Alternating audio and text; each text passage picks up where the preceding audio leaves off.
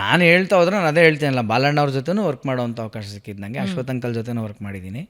So ಇವ್ರನ್ನೆಲ್ಲ ಭಾಳ ಹತ್ತಿರದಿಂದ ನೋಡಿದ್ದಿಂದ ಒಂದು ಕ್ವಾಲಿಟಿ ಇವರಲ್ಲೆಲ್ಲ ಇದ್ದಿದ್ದೇನು ಬೇಸಿಕಲಿ ಅಂತಂದರೆ, ಎಲ್ಲರೂ ಕಲೆನ ಅಷ್ಟು ಪ್ರೀತಿಸೋರು, ಆರಾಧಿಸೋರು, ಅದನ್ನು ಪೂಜಿಸೋರು, ಕೆಲಸನ ದೇವರು ಅಂತ ನೋಡೋರು. ಸಕ್ಸಸ್ಸು, ರೆಕಗ್ನೇಷನು, ದುಡ್ಡು ಅದೆಲ್ಲ ಬಿಡಿ, ಅದನ್ನೆಲ್ಲ ನೆಕ್ಸ್ಟ್. ಅದ್ರ ಜೊತೆಗೆ ಇದನ್ನು ಒಂದು ನಮ್ಮೆಲ್ಲ ಒಂದಿದೆ ಮೇಡಮ್, ಅಂದರೆ ಮೇಕಪ್ ಕೂರ್ಬೇಕಂದ್ರೆ ಹಿಂಗೆ ದಡಕ್ಕಂತ ಒಂದು ದಿವಸ ನಾನು ಬಂದು ಕೂತ್ಕೊಳ್ಳೋಕೆ ಬಂದೆ. ಆಗ ಒಬ್ರು ಮೇಕಪ್ ಮ್ಯಾನ್ ಹೇಳ್ಕೊಟ್ರು ನನಗೆ, ಹಂಗಲ್ಲಪ್ಪ ಎಲ್ಲ ದೊಡ್ಡ ಆರ್ಟಿಸ್ಟಿಂದ ಹಿಡಿದು ಹಿಂಗೆ ಪ್ರದಕ್ಷಿಣೆ ಬರ್ತಾರೆ, ಈ ಕಡೆಯಿಂದ ಬಂದು ಕೂತ್ಕೊತಾರೆ, ಹೇಗೆ ದೇವ್ರಿಗೆ ನಾವು ಒಂದು ಪ್ರದಕ್ಷಿಣೆ ಹಾಕಿ ಬರ್ತೀವೋ ಆ ಥರ ಇದು ನಿನಗೆ ಅದು ಪ್ರದಕ್ಷಿಣೆ ಅಂತ. ಹಾಗೆ ಅವರಿಂದ ಒಂದು ಕಲಿತೆ ನಾನು. ಸೊ ಹೀಗೆ ರೆಡಿಯಾಗಿರೋದು ನಮ್ಮದು ಬ್ರೈನು ಮೋಲ್ಡೆಲ್ಲ. ಹಾಗಾಗಿ ನಮಗೇನಾಗುತ್ತೆ, ಈಗ ನೀವು ಹೇಳಿದ್ರಲ್ಲ ಎಲ್ಲಿಗೆ ಇಂಟ್ರೆಸ್ಟ್ ಕಮ್ಮಿ ಆಗುತ್ತೆ, ಏನಕ್ಕೆ ಬಿಟ್ಟು ಹೋಗ್ತೀವಿ, ಆ ವರ್ಕಿಂಗ್ ಅಟ್ಮಾಸ್ಫಿಯರಲ್ಲ ಅದು ಇಲ್ಲಿ ಕಾಣದೇ ಇದ್ದಾಗ, ಅದು ಇನ್ನೊಂದು ಥರ ಗೊತ್ತಾಗದೇ ಇದ್ದಾಗ ನಮಗದು ವರ್ಕೌಟ್ ಆಗಲ್ಲ. ಒಂದು ಸ್ವಲ್ಪ ನಮ್ಮದೇ ಬೆಟ್ರಪ್ಪ, ನಾವು ಇದು ಮಾಡೋದಕ್ಕಿಂತ ಮಾಡದೇ ಇರೋದು ಬೆಟ್ರ್ ಅನ್ನೋ ಥರದ್ದು ಒಂದು ಸಲ ಮೈಂಡ್ ಸೆಟ್ ಹೋಗ್ಬಿಡುತ್ತೆ. ಈಗಿನ ಟ್ರೆಂಡಲ್ಲಿ ಒಂದು ಪದ ತುಂಬ ಫೇಮಸ್ ಇದೆ, ಫೇಮಸ್ಸಿಗಿಂತ ಜಾಸ್ತಿ ವೈರಲ್ ಇದೆ, ಡಿಪ್ರೆಷನ್ನು ಅಂತ. ಕಾಡಿದ್ದಿದೆಯಾ ನಿಮ್ಮನ್ನು ಯಾವತ್ತಾದರೂ, ಯಾವ ಸನ್ನಿವೇಶದಲ್ಲಾದರೂ? ಅದರಿಂದ ಹೊರಗೆ ಹೆಂಗೆ ಬರ್ತೀರಿ? ಡಿಪ್ರೆಷನ್ ಅನ್ನೋದು ಎಲ್ಲರಿಗೂ ಕಾಡುತ್ತೆ, ಎಲ್ಲರಿಗೂ ತಕ್ಕ ಮಟ್ಟದಲ್ಲಿ ಯಾವಾಗಲೂ ಇರುತ್ತೆ, ಅದು ಬಿಟ್ಟು ಹೋಗದೆ ಇರೋದು. ಅದು ಡಿಪ್ರೆಷನ್ನು ಬಿಟ್ಟೋಗಲ್ಲ, ಅದನ್ನು ನೀವು ಅರ್ಥ ಮಾಡ್ಕೊಂಡಾಗ ಮಾತ್ರ ಅದ್ರ ಜೊತೆ ಯು ಕ್ಯಾನ್ ಟ್ರಾವೆಲ್. ಆವಾಗ ನಾವು ಅರ್ಥ ಮಾಡ್ಕೋಬೇಕು ಈ ಡಿಪ್ರೆಷನ್ಗೆ ಕಾರಣ ಏನು ಅಂತ ಹುಡುಕ್ಬೇಕು. ಫಸ್ಟ್ ಆಫ್ ಆಲ್ ಕಾರಣ ಏನು, ಡಿಪ್ರೆಷನ್ ಏನಕ್ಕೆ ಬರುತ್ತೆ ಹೇಳಿ, ಸುಮ್ಮನೆ ನನಗೆ ಕೇಳಿ. ಅನ್ಕೊಂಡಿದ್ದ ಆಗದೆ ಇದ್ದಾಗ ಅನ್ಕೊಂಡಿದ್ರಲ್ಲಿ ತಪ್ಪಿದೆ ಹಂಗಾರೆ? ಇಲ್ಲ, ಅನ್ಕೊಳ್ಳೋದ್ರಲ್ಲಿ ತಪ್ಪಿದೆ. ಫಸ್ಟ್ ಆಫ್ ಆಲ್ ನೀವು ಅನ್ಕೊಳ್ಳೋದ್ರಲ್ಲಿ ನೀವೇನು ಅನ್ಕೋತಾ ಇದ್ದೀರಾ, ಏನು ಅನ್ಕೋತಾ ಇದ್ದೀರಾ? ಯಾರೋ ಒಬ್ರು ಏನೋ ಅನ್ಕೊಂಡಿರ್ತಾರೆ, ಏನು ಅನ್ಕೊಳ್ಳೋದು ಏನಿದೆ, ಏನೋ ಆಗಬೇಕು ಅನ್ಕೊಂಡಿರ್ತಾರೆ, ಅದು ಆಗೋದಿಲ್ಲ. ಅದನ್ನೇ ನಾನು ಹೇಳ್ತಾ ಇರೋದು. ಅಲ್ಲೊಂದು ಯಾರ್ಡ್ ಸ್ಟಿಕ್ ಇದೆ, ಅಲ್ಲೊಂದು ಮೆಜರ್ಮೆಂಟ್ ಇದೆ. ಅದಕ್ಕೆ ಗಾಂಧೀಜಿ ತುಂಬ ಒಂದು ಒಳ್ಳೆ ಮಾತು ಹೇಳಿದ್ದಾರೆ, there is everything available for everybody in this world for their need but not for their greed ಅಂತ. ನಿನ್ನ ಅವಶ್ಯಕತೆಗೆ ನೀನು ಕುಂದಿಟ್ಟಿದ್ದಾನ ದೇವರು, ಅವಾಗ ನೀನು ಡಿಪ್ರೆಷನ್ಗೆ ಹೋಗು. ನಿನ್ನ ಡಿಪ್ರೆಷನ್ ಎಲ್ಲ ನಿನ್ನ ಹತ್ರ ಫೋನ್ ಇಲ್ಲ ಅಂತಲ್ಲ, ನಿನ್ನ ಹತ್ರ ಐಫೋನ್ ಇಲ್ಲ ಅಂತ ಡಿಪ್ರೆಷನ್ನು. ರೈಟ್, ಐಫೋನ್ 15 ಇದ್ರೂ ತಾಳೆಯಲ್ಲ, ನಿನಗೆ 17 ಬೇಕು, ಪ್ರೋ ಮ್ಯಾಕ್ಸ್. ಪ್ರೋ ಮ್ಯಾಕ್ಸ್ ಬೇಕು, ಅದಕ್ಕೆ ನೀನು ಡಿಪ್ರೆಷನ್ಗೆ ಹೋಗೋದು. ಯಾಕೆ 15ನಲ್ಲಿರು ನೀನು, ಯಾಕೆ ಬರೋದು depression? I am talking about the larger aspect. ರೊಟ್ಟಿ ಕಪ್ಪಡ ಮಕಾನ್ ಇಲ್ಲದಿರೋರ್ಗು ಅಂದರೆ ಅದು ಬೇರೆ ಬಿಡಿ, ನಾನು ಅದನ್ನು ಟಚ್ ಮಾಡ್ತಾ ಇಲ್ಲ. ಬಟ್ ನೀವು ಹೇಳಿದ್ರಿ ವೈರಲ್ಲು ಅಂತ, ಎಲ್ಲರಲ್ಲೂ ಇದೆ. ಹಂಗಾರೆ ಎಲ್ಲರೂ ಗತ್ಗೆಟ್ಕೊಂಡೇ ಇದ್ದಾರಾ ಮೇಡಮ್ ಪ್ರಪಂಚದಲ್ಲಿ? ಹೇಳಿ ನೋಡೋಣ, ನಿಜ ಹೇಳಿ. ಇಲ್ಲ ಅಲ್ವಾ? ನನಗೆ ಪಾಯಿಂಟ್ ಎ ಇಂದ ಪಾಯಿಂಟ್ ಬಿ ಅವ್ರಿಗೂ ಟ್ರಾವೆಲ್ ಮಾಡೋಕ್ಕೆ ನನಗೊಂದು ಗಾಡಿ ಬೇಕು. ನನಗೊಂದು ಗಾಡಿ ಬೇಕು, ಅದು ಡಿಪ್ರೆಷನ್ ಅಲ್ಲ. ಅದು ನನಗೆ ಸೋ ಆ್ಯಂಡ್ ಸೋ ಬ್ರ್ಯಾಂಡೇ ಆಗಿರಬೇಕು, ಇಲ್ಲಿ ಬಂತು ಡಿಪ್ರೆಷನ್. ಈ ಸೋ ಆ್ಯಂಡ್ ಸೋ ನನಗೆ ಯಾಕೆ ಬೇಕು, ಇದು ನನಗೆ ಬೇಡ, ತಿರ್ಗಾ ನಾನು ಯಾರೋ ತೋರ್ಸೋಕ್ಕೋಸ್ಕರ ಬೇಕಿದು. ಕಂಪ್ಯಾರಿಸನ್ ಬಂತು.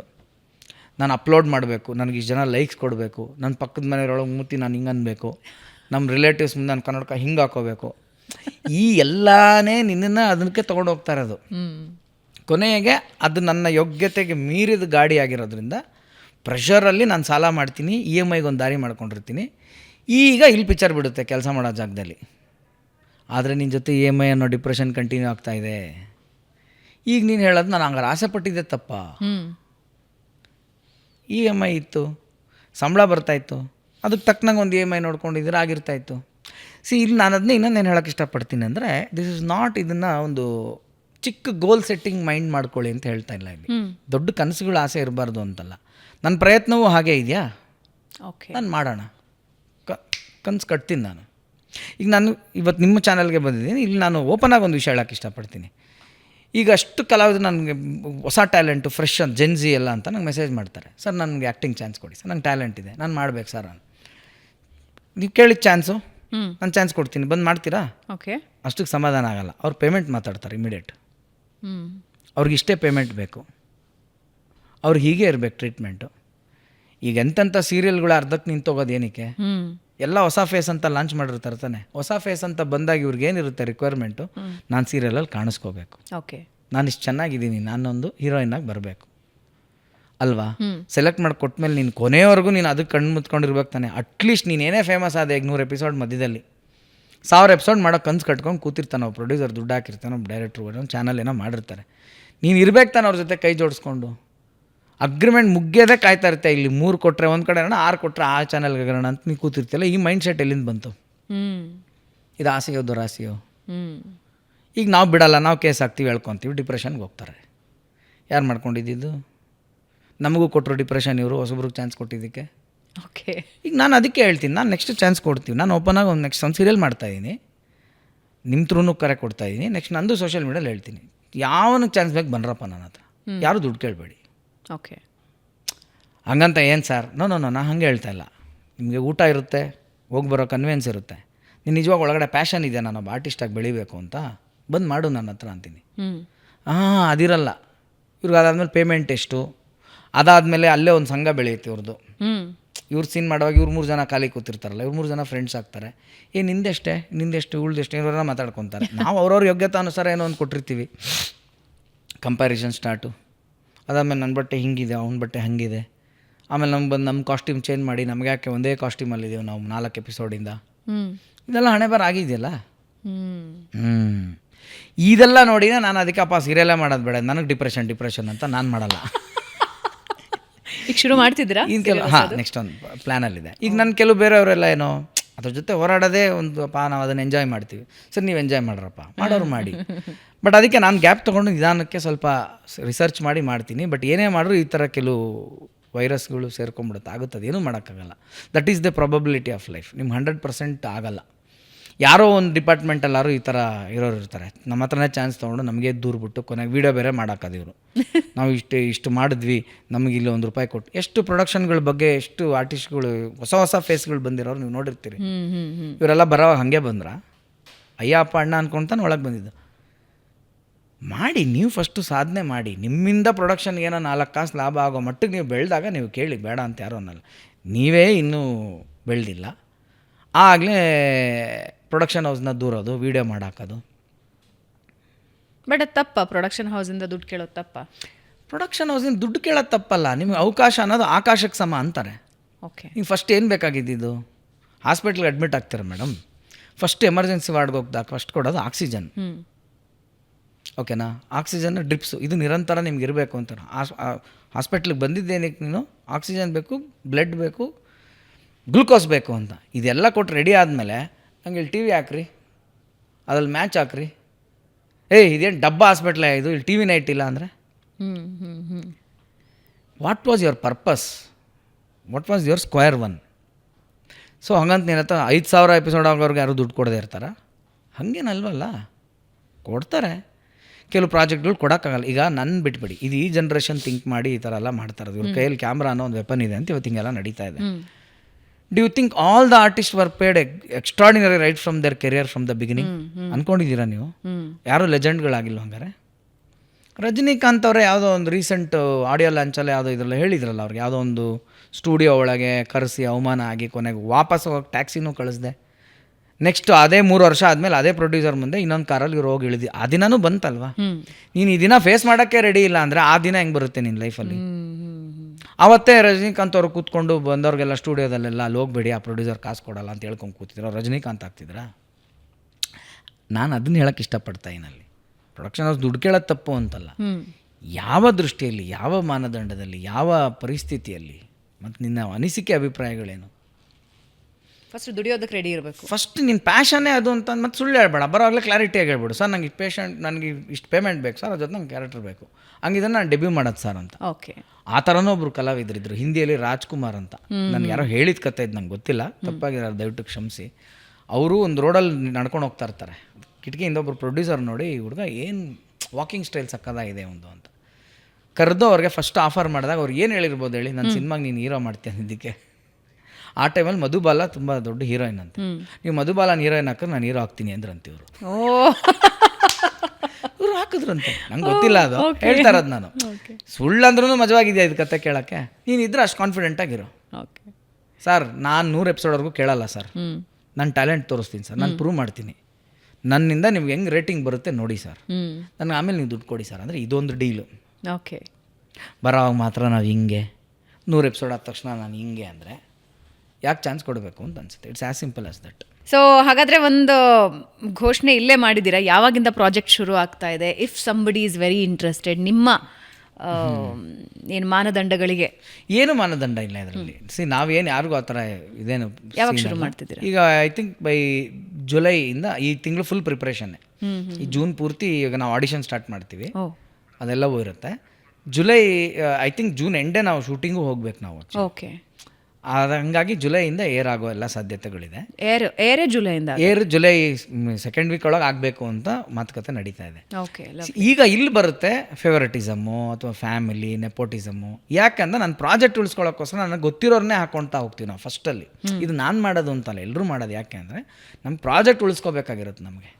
ಈ ಕಾರಣಕ್ಕೋಸ್ಕರ ಇವೆಲ್ಲವೂ ಬರೋದು.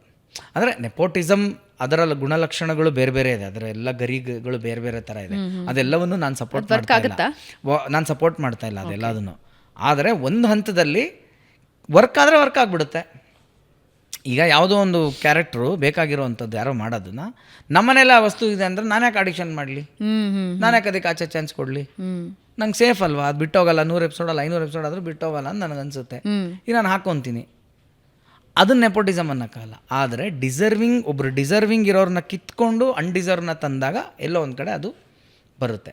ಬಟ್ ಅದು ಜಾಸ್ತಿ ದಿನ ಸ್ಟ್ಯಾಂಡು ಆಗಲ್ವಲ್ಲ ಮೇಡಮ್. ಹೆಂಗೆ ಅಂತ ನಾವು ಇದು ಮಾಡೋಕ್ಕಾಗುತ್ತೆ. ಯಾಕಂದರೆ ಕುದುರೆಗೆ ನೀರು ಕುಡಿಬೋದು, ಕರ್ಕೊಂಡೋಗ್ಬೋದು. ಕುಡಿಯೋದು ಕುದುರೆನೇ ಅಲ್ವ ಎಂಡ್ ಆಫ್ ದಿ ಡೇ. ಯಾರಿಗೆ ಟ್ಯಾಲೆಂಟ್ ಇರುತ್ತೆ ಅವ್ರು ಉಳಿತಾರೆ. ಟ್ಯಾಲೆಂಟು ಲಕ್ ಎರಡು ವರ್ಕೌಟ್ ಆಗಲೇಬೇಕು. ಲೈಫಲ್ಲಿ ಎಲ್ರಿಗೂ ಒಂದು ಅಲ್ಟಿಮಮ್ ಆಸೆ ಅಥವಾ ಕನಸು ಅಂತಿರುತ್ತೆ. ಆನಂದ್ ಅವರಿಗೇನಿದೆ? ಯಾಕಂದರೆ ನೀವು ಫೇಮ್ ನೋಡಿದ್ದೀರಾ, ದುಡ್ಡು ನೋಡಿದ್ದೀರಾ, ಪ್ರೊಡಕ್ಷನ್ ನೋಡ್ತಿದ್ದೀರಾ. ಆದರೆ ಇದನ್ನು ಹೊರತುಪಡಿಸಿ ಏನು ಆಸೆ ಇದೆ? ಆರ್ಟ್ ಆಫ್ ಲಿವಿಂಗ್, ಅದನ್ನು ಕಲಿಬೇಕು ಅಂತ. ನಿಜವಾಗ್ಲೂ ತಮಾಷೆಗೆ ಹೇಳ್ತಾ ಇಲ್ಲ. ಕಲ್ತಿಲ್ವಾ ಇನ್ನು? ಕಲ್ತಿರೋ ನಾನು ಇಲ್ಲಿ ಇರ್ತಾನೆ ಇರಲಿಲ್ಲ. ಅದು ಗೊತ್ತಿರೋನ್ಗೆ ಯಾಕೆ ಇಲ್ಲಿ ಇರ್ತಾನೆ? ರೂಟ್ ಗೊತ್ತಿದ್ಮೇಲೆ ಯಾವ ಚಕ್ರವೃತ್ತದಲ್ಲಿ ಇರೋಕ್ಕೆ ಇಷ್ಟಪಡ್ತಾನ? ಶಿವ ಮಗ ಟಾಟಾ ಬಾಬಾಯ್. ಅಲ್ಲ, ನನಗೆ ಏನು ಅನ್ನಿಸ್ತಿದೆ ಅಂದರೆ ಇನ್ನೊಂದು ಸ್ವಲ್ಪ ದಿನ ಹೋದರೆ ನೀವು ಇದೆಲ್ಲ ಬಿಟ್ಬಿಡ್ತೀರಾ ಅಂತ. ನಾನು ಅದನ್ನೇ ಹೇಳ್ತಾ ಇರೋದು. ಇದು ನಾನು ಇವಾಗ ಇಷ್ಟು ಹೇಳಿದ್ದು ಪಾಠ ವೇಸ್ಟ್ ಆಗೋಯ್ತು ಇವಾಗ. ಅಲ್ಲ, ಹಂಗಲ್ಲ, ಅದು ಅದನ್ನೇ ಹೇಳ್ತಾ ಇರೋದು. ಓಕೆ, ಇನ್ನೊಂದು ಥರ ಹೇಳೋಣ. ಓಕೆ, ಈಗ ಹಂಗಾರೆ ಆರ್ಟ್ ಆಫ್ ಲಿವಿಂಗ್ ಈಗ ಕಲ್ತಿರೋರೆಲ್ಲ ಯಾಕೆ ಬಂದಿದ್ದಾರೆ ಮತ್ತೆ ಇಲ್ಲಿ ನಮ್ಮ ಜೊತೆ ಯಾಕಿದ್ದಾರೆ ಅವರು? ಓಕೆ, ಹೇಳ್ಕೊಡಕ್ಕೆ ಬಂದಿದ್ದಾರೆ ತಾನೆ, ಹೋಗೋಕ್ಕಾಗಲ್ಲ. ಬಟ್ ನಿಮ್ಗೆ ದಾರಿ ಗೊತ್ತಷ್ಟೇ. ಈಸಬೇಕು, ಇದ್ದು ಜಯಿಸಬೇಕು. ಹೌದು. ಈಗ ಸಿಂಪಲ್ ಮೇಡಮ್, ಈಗ ನಾವು ಸ್ಟುಡಿಯೋದೊಳಗೆ ಇಲ್ಲಿದ್ದೀವಿ, ಅಲ್ಲಿದೆ ಬಾಗಿಲು ತಾನೆ ಆಚೆ ಓಕೆ. ಸಪೋಸ್ ನಿಮ್ಗೆ ಅದು ಗೊತ್ತಿಲ್ಲ ಅಂತ ಅಂದ್ಕೊಳ್ಳಿ, ಇಲ್ಲೇ ರೌಂಡ್ ಹೊಡಿತಾ ಇರ್ತೀರಲ್ಲ, ಯಾವತ್ತೊಂದಿನ ಬೋರ್ ಆಗಬೇಕಲ್ಲ ಇಲ್ಲಿ ನಿಮಗೆ. ಸೊ ಆ ದಾರಿ ಗೊತ್ತಿರೋನ್ಗೆ ಅವ್ನು ಹಂಗಿಂದ ಹೋಗ್ತಾನೆ ಅಂದ ತಕ್ಷಣ ಅವ್ನು ಹೋಗ್ಬಿಟ್ನಾ ನೆಕ್ಸ್ಟ್ ಆಫೀಸ್ ಮತ್ತೆ ಬರಲ್ಲ ಅವನೊಳಗೆ, ಬರ್ತಾನೆ ಅವನು. ಬಟ್ ಇದು ಓಕೆ, ಇನ್ನೊಂದು ಜ್ಞಾಪಕ ಬಂದ್ಬಿಡ್ತಾನೆ ನೋಡಿ, ಭಗವಂತ ಅದಕ್ಕೆ ಟಕ್ಕಂತ ಏನೋ ಒಂದು ಜ್ಞಾಪಕ ಕೊಡ್ತಾನೆ. ರೀಸೆಂಟ್ಲಿ ಪ್ಯಾಲೇಸ್ ಗ್ರೌಂಡಲ್ಲಿ ಒಂದು ದೊಡ್ಡ ಇದು ನಡೀತು, ದಕ್ಷಿಣ ಮೂರ್ತಿ ಒಂದು ಮಂತ್ರ ಜಪಾನ 1,00,000 ಜನ ಕೂತ್ಕೊಂಡು ಮಾಡಬೇಕು ಅಂತ. ಶೃಂಗೇರಿ ಜಗದ್ಗುರುಗಳು ಬಂದಿದ್ದರು, ಚಿಕ್ಕಗುರುಗಳು ಬಂದಿದ್ದರು. ಅವರು ಒಂದು ಮಾತು ಹೇಳಿದ್ರು, ತುಂಬ ಇಂಪ್ಯಾಕ್ಟ್ ಆಯಿತು ನನಗೆ. ಇದು ಹೇಳ್ತೀನಿ, ನಿಮಗೂ ಇಂಪ್ಯಾಕ್ಟ್ ಆಗುತ್ತಾ ನೋಡಿ, ಕೂತ್ಕೊಂಡು ನಿಧಾನಕ್ಕೆ ಒಂದು ಸ್ವಲ್ಪ ಆಲೋಚನೆ ಮಾಡಿ. ಯಾವುದೆಲ್ಲವೂ ತಿಳಿದ ಮೇಲೆ ನಿನಗೆ ತಿಳಿಯೋಕ್ಕೆ ಇನ್ನೇನೂ ಉಳಿದಿರಲ್ವೋ ಅದನ್ನು ನೀನು ತಿಳಿ ಅಂತ. ಯಾವುದೆಲ್ಲವೂ ತಿಳಿದ ಮೇಲೆ, ಅಥವಾ ಯಾವುದನ್ನು ತಿಳ್ಕೊಂಡ್ರೆ ನಿನಗಿನ್ನು ತಿಳ್ಕೊಳಕ್ಕೆ ಇನ್ನೇನೂ ಇಲ್ವೋ ಅದನ್ನು ತಿಳ್ಕೊಳಕ್ಕಣೆ ನೀನು ಟೈಮ್ನ ಕೊಡು ಅಂತ. ಇಷ್ಟೇ ಅಧ್ಯಾತ್ಮ. ಇದನ್ನು ನೀವು ದೇವ್ರಂತೀರ, ದಿಂಡ್ರಂತೀರ, ಸಾವು ಅಂತೀರ, ನೋವು ಅಂತೀರ, ಚಿರಂಜೀವಿ ಅಂತೀರ, ಸಮಾಧಿ ಅಂತ ನೀವು ಏನಾರು ಕರ್ಕೊಳ್ಳಿ. ಈಗ ನನಗೆ ಹುಳ ಬರುತ್ತಿದ್ದು ತಲೆಯಲ್ಲಿ. ಅಂದರೆ ಏನೋ ಒಂದು ಅದನ್ನು ಕಲ್ತ್ಬಿಟ್ರೆ ಇನ್ನು ನಿನಗೆ ಕಲಿಯೋಕೆ ಇನ್ನೇನೂ ಇಲ್ಲ. ಎಕ್ಸಾಂಪಲ್, ಒಂದು ಸ್ಟೆಪ್ ನಮ್ಮ ಕ್ಷೇತ್ರದಲ್ಲಿ ಲೋವರ್ ಲೆವೆಲಾಗಿ ಬರೋಣ. ಆ್ಯಕ್ಟಿಂಗಲ್ಲಿ ದಾದಾ ಸಾಹೇಬ್ ಫಾಲ್ಕೆ ತೊಗೊಂಡ್ಬಿಟ್ಟು ಅವ್ನಿಗೆ ಇನ್ನೇನಿಲ್ಲ ತೊಗೊಳಕ್ಕೆ ಇಂಡಿಯಾಲಿ. ಆಸ್ಕರ್ ತೊಗೊಂಡ್ಮೇಲಂತೂ ಈ ಪ್ರಪಂಚದಲ್ಲೇ ಅವ್ನಿಗೆ ಇನ್ನೇನಿಲ್ಲಪ್ಪ ತೊಗೊಳಕ್ಕೆ. Is done, an actor is done. Okay, as A personality ಅವ್ನು ಭಾರತ ರತ್ನ ಬಂದಾಯ್ತು, ಮುಗಿದೋಯ್ತು. ಇನ್ನೇನಿದೆ ಅದ್ರ ಮೇಲೆ ತೊಗೊಳಕ್ಕೆ? ಹೈಯೆಸ್ಟ್ ಸಿವಿಲಿಯನ್ ಆರ್ಡರ್ ಮುಗಿದೋಯ್ತು. ಹಾಗೆ ಈ ಜೀವಕ್ಕೊಂದೇನೋ ಒಂದು ಇರಬೇಕಲ್ಲ ಹೈಯೆಸ್ಟ್ ಆರ್ಡರು, ಅದೇ ಆರ್ಟ್ ಆಫ್ ಲಿವಿಂಗ್. ಯಾವಾಗ ಅದ್ರ ಬಗ್ಗೆ ಒಬ್ಬನ ವಿಷಯ ಗೊತ್ತಾಗುತ್ತಲ್ಲ ಮೇಡಮ್ ನಿಮಗೆ, ಇದ್ರ ಬಗ್ಗೆ ಹೆಂಗೆ ಇಂಟ್ರೆಸ್ಟ್ ಬರೋಕ್ಕೆ ಸಾಧ್ಯ? ಓಕೆ, ನೀವು ಹೆಂಗೆ ಇದನ್ನ ಇಟ್ಕೊಂಡು ನನಗೆ ನೋಡು ಕೊಡಲ್ಲ ಅಂದರೆ ಚಾಕ್ಲೇಟ್ ನಿಂಗೆ ಕೊಡಲ್ಲ, ನನ್ಗೆ ಹೆಂಗೆ ನೀವು ಅದನ್ನ ನಂಗೆ ಹಂಗೆ ಅನ್ಸೋಕ್ಕೆ ಸಾಧ್ಯ? ನಂಗೆ ಅನ್ನಿಸ್ತಾನೆ ಇಲ್ಲ, ಅದು ಸಮಸ್ಯೆ. ಅದಕ್ಕೆ ಮೇಲೆ ಇದೊಂದಿದೆ ಅಂತ ನಾನು ಮಾಡ್ತಿದ್ದೀನೋ ಆಗುತ್ತೋ ಅದೆಲ್ಲ ಪ್ರಶ್ನೆ ಬೇರೆ. ಬಟ್ ಇವಾಗ ಈ ಮಗುಗೆ ಇದು ಇನೋಸೆನ್ಸ್ ಹೊಟ್ಟೋಯ್ತಲ್ಲ, ಇವಾಗ ಈ ಇಂಟೆಲಿಜೆನ್ಸ್ ಪ್ರವೇಶ ಆಗ್ಬಿಟ್ಟಿದೆಯಲ್ಲ, ಈಗೇನು ಮಾಡೋಣ? ಆ ದಾರಿಯಲ್ಲೇ ಹೋಗಲೇಬೇಕಾಗುತ್ತೆ. ಅದಕ್ಕೆ ಹೇಳೋದು, ultimate unless you are the power and powerful, ಯಾವಾಗಲೂ ನಿನಗೆ ಇದ್ದಿದ್ದೇ ಹಿಡಿತದಲ್ಲಿ ಇರಲೇಬೇಕಾಗುತ್ತೆ, ಏನು ಮಾಡೋಕ್ಕಾಗಲ್ಲ. Lovely lovely lovely. Thank you so much Anand ಅವರೇ. ಅಂದರೆ ನಿಮ್ಮ ಪಾಡ್ಕಾಸ್ಟ್ ಮೂಲಕ ನಾನು ನಿಮ್ಮ ಮಾತುಗಳನ್ನು ಕೇಳಿಸ್ಕೊಳ್ತಾ ಇದ್ದೆ, ನಿಮ್ಮೊಂದಷ್ಟು ಇಂಟರ್ವ್ಯೂಸಲ್ಲಿ ನಿಮ್ಮ ಮಾತು ಕೇಳಿಸ್ಕೊಳ್ತಾ ಇದ್ದೆ. ಬಟ್ ಜೀವನದ ಬಗ್ಗೆ ಒಂದು ಹೆಂಗೆ ಕ್ಲಾರಿಟಿ ಇಟ್ಕೊಂಡಿದ್ದೀರಾ ಅನ್ನೋದು ಇವಾಗ ಲೈವ್ ದರ್ಶನ ಆಯಿತು ನನಗೆ. ಏನಿಲ್ಲಪ್ಪ, ಏನು ಕ್ಲಾರಿಟಿ, ನಾನು ಅದೇ ಹೇಳ್ತೇನೆ, ನಾನು ಮನುಷ್ಯನೇ. ಈಗ ನನಗೂ ಅಳುವು ಇದೆ, ನಗು ಇದೆ, ಓಕೆನಾ. ಈಗ ಅದನ್ನೇ ಹೇಳ್ತಾರೆ, 2 ವಿಷಯ ಇದೆ. ಅದು ವಿಷಯ ನಿಮಗೆ ಗೊತ್ತಾಗೋಕ್ಕೂ ಅದು ಆಗಿಸ್ಕೊಳ್ಳೋಕ್ಕೂ ಇರುವ ಅಂತರ. ವಿಷಯ ಇದೆ ಅಂತ ನಿಮಗೆ ಗೊತ್ತಾಗೋಕ್ಕೂ ಅದನ್ನು ಆಗಿಸ್ಕೊಳ್ಳೋಕ್ಕೂ ಇರೋ ಅಂತರದಲ್ಲಿ ಇರತಕ್ಕಂಥದ್ದು. ನಾನು ಇವಾಗ ಕೆಲವರು ವಿಷಯವೇ ಗೊತ್ತಿರಲ್ಲ, ಅದು ಬೇರೆ ಪ್ರಶ್ನೆ. ಕೆಲವರು ಆಗಿಸ್ಕೊಂಡ್ಬಿಟ್ಟಿದ್ದಾರೆ, ಅವ್ರು ಬೇರೆ ಪ್ರಶ್ನೆ. ಇದು ಮಧ್ಯದ ಒಂದು ಅವಸ್ಥೆ. ಇದು it is like this. There is something to achieve, we know very well. ಪ್ರಯತ್ನ ಪ್ರಯತ್ನ ಪ್ರಯತ್ನ ಪ್ರಯತ್ನ ಪ್ರಯತ್ನ. ಲವ್ಲಿ. ಆರ್ಟ್ ಆಫ್ ಲೀವಿಂಗ್ ಆದಷ್ಟು ಬೇಗ ನೀವು ಕಲಿಯೋ ಹಾಗಾಗಲಿ.